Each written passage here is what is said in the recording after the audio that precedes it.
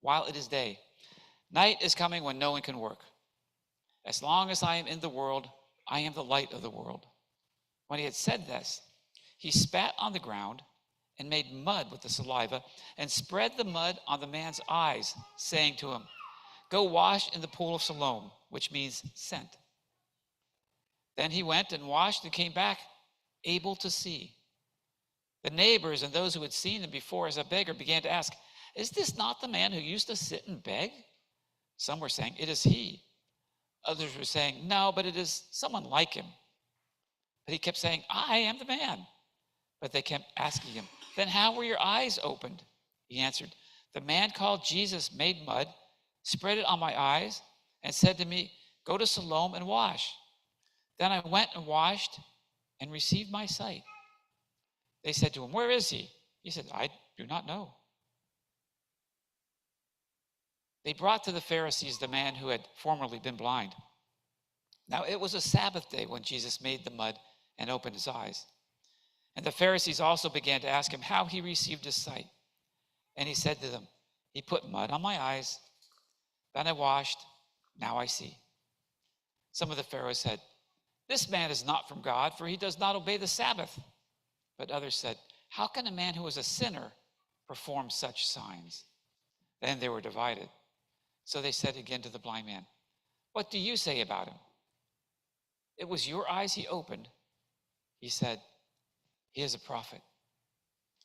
The Jews did not believe that he had been blind and received his sight until they called his parents of the man who had received his sight and asked them, "Is this your son, who you say was born blind? How then does he now see?"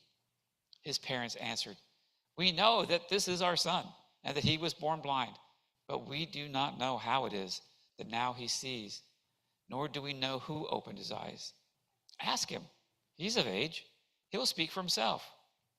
His parents said this because they were afraid of the Jews, for the Jews had already agreed that anyone who confessed Jesus to be the Messiah would be put out of the synagogue. Therefore his parents said, "He's of age. Ask him." So for the second time they called the man who had been blind, and they said to him, "Give glory to God. We know that this man is a sinner." He answered, "I do not know whether he is a sinner. One thing I do know, though, is that I was blind. Now I see." They said to him, "What did he do to you? How did he open your eyes?" He answered them, "I have told you already, and you would not listen. Why do you want to hear it again? Do you also want to become his disciples?" Then they reviled him, saying, "You are not his disciple, but we are disciples of Moses. We know that God has spoken to Moses, but as for this man, we do not know where he comes from." The man answered, "Here's an astonishing thing. You do not know where he comes from, and yet he opened my eyes. We know that God does not listen to sinners, but he does listen to the one who worships him and obeys his will. Never since the world began has it been heard that anyone opened the eyes of a person born blind. If this man were not from God, he could do nothing." They answered him, "You were born entirely in sins, and you're trying to teach us?" And they drove him out. Jesus heard that they had driven him out, and then he found him, and he said, "Do you believe in the Son of Man?" He answered, "And who is he, sir? Tell me so that I may believe in him." Jesus said to him, "You have seen him, and the one speaking with you is he." He said, "Lord, I believed." And he worshiped him. Jesus said, "I came into the world for judgment, so that those who do not see may see, and those who do see may become blind."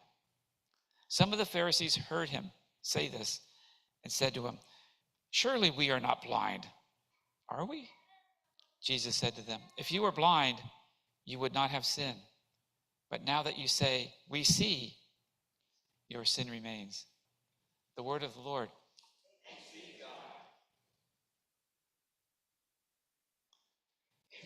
There's a man who had lost most of his vision by the time he was in his late 40s.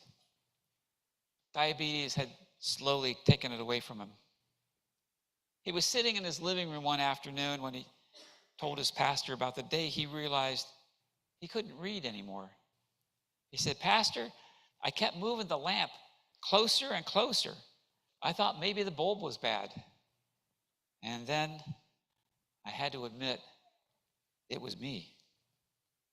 There was sadness in his voice. And then he said, but you know what hurt the most? Not the darkness. It was the way people talked about me. Like I had done something to deserve this. Like it was some kind of punishment. Suffering has a way of making us uncomfortable. And when we get uncomfortable, we start asking questions that don't always help. Why did this happen? Who's to blame? What did they do wrong? In today's passage from John, Jesus and his disciples encounter a man who has been blind since birth. The disciples immediately ask the questions that seem natural. Who sinned? Was it him? Was it his parents? In other words, whose fault is this? Those type of questions still echo today. When someone gets cancer, when a marriage falls apart, when a child struggles, when a hurricane hits, we wonder, what caused this? Who messed up?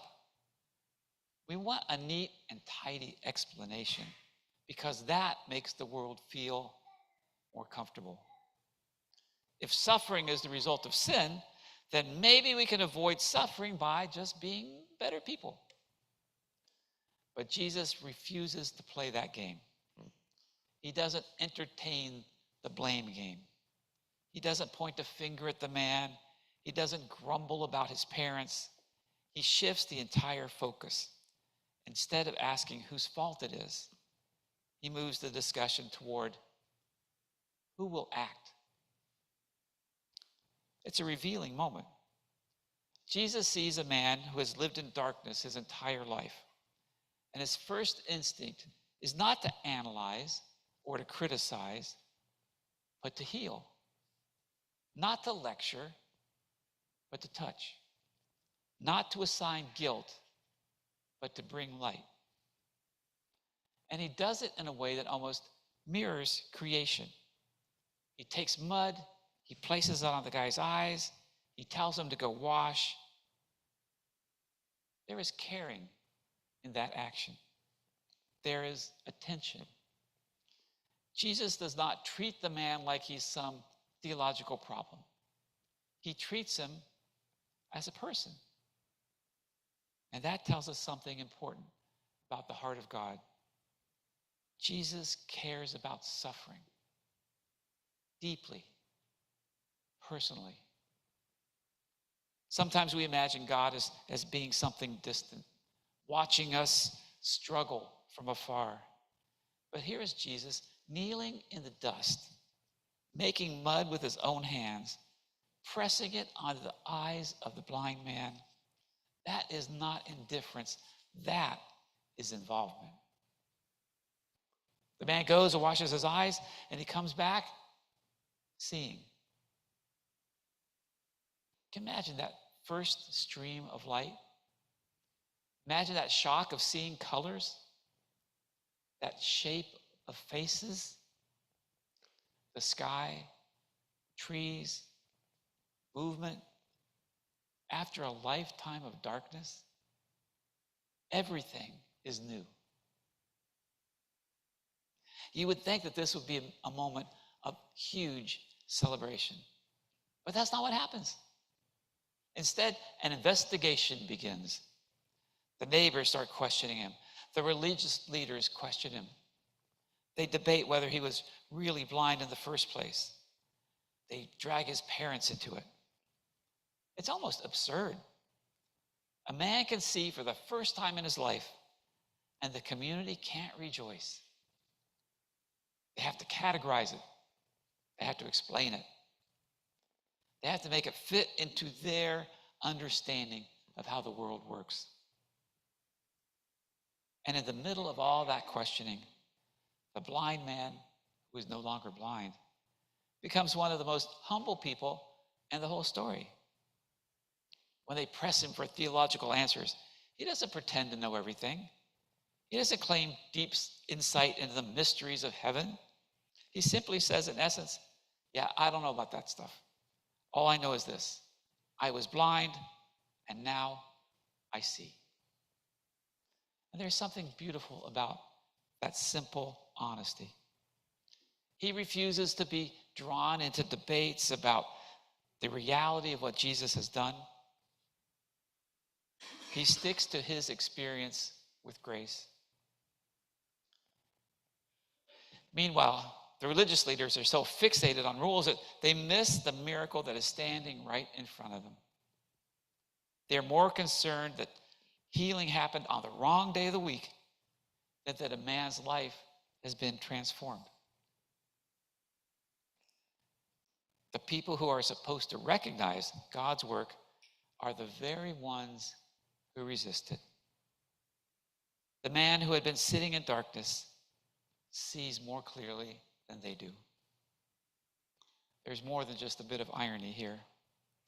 The physical blindness is healed, but the spiritual blindness is exposed.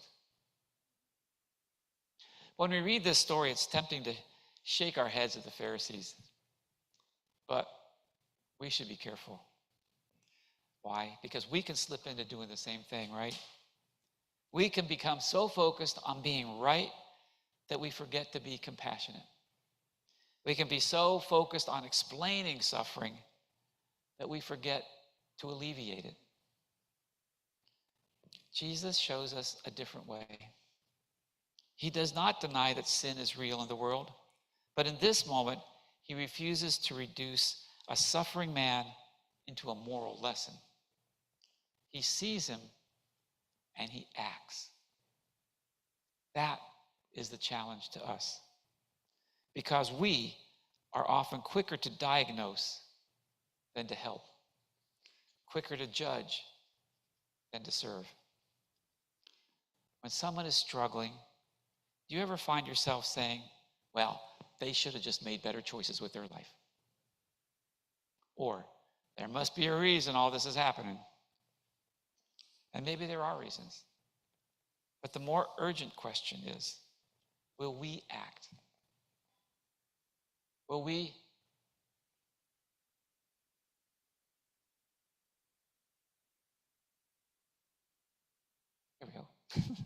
will we sit beside the hospital bed? Will we bring a meal? Will we invest time in someone who has been overlooked? Jesus does not stand far away, keeping a safe distance from healing. He moves toward it. And here's something else that stands out. After the man is cast out by the religious leaders because he won't deny what's happened, Jesus goes looking for him. The story doesn't end with the healing. It ends with a relationship. Jesus finds him and reveals more about who he is. The man who once lived in darkness not only receives physical sight, but begins to see spiritually as well. There is growth. There's trust. Meanwhile, those who insist that they can see are left in their blindness because they refuse to admit that they might need help. The story invites us to consider our own sight. Where are we blind? Where might we be clinging to explanations instead of compassion? It also reminds us that Jesus cares about our suffering.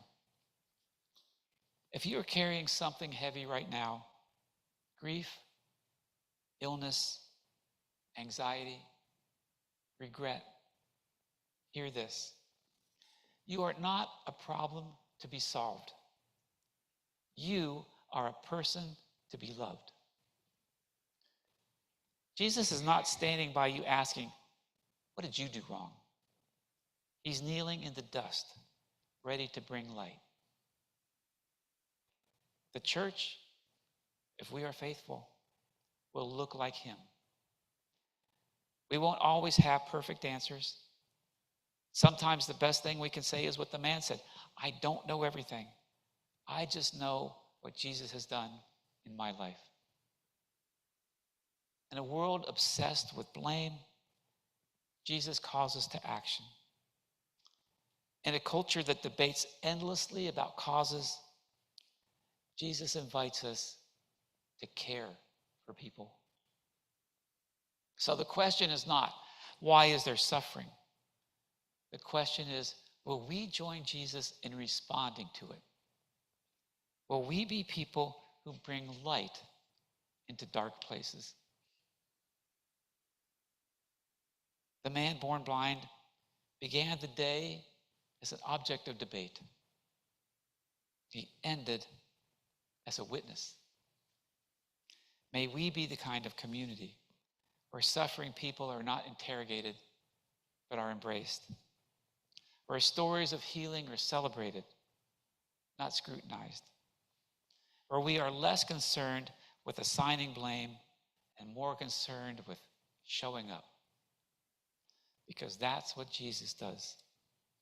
He shows up, he acts, he cares.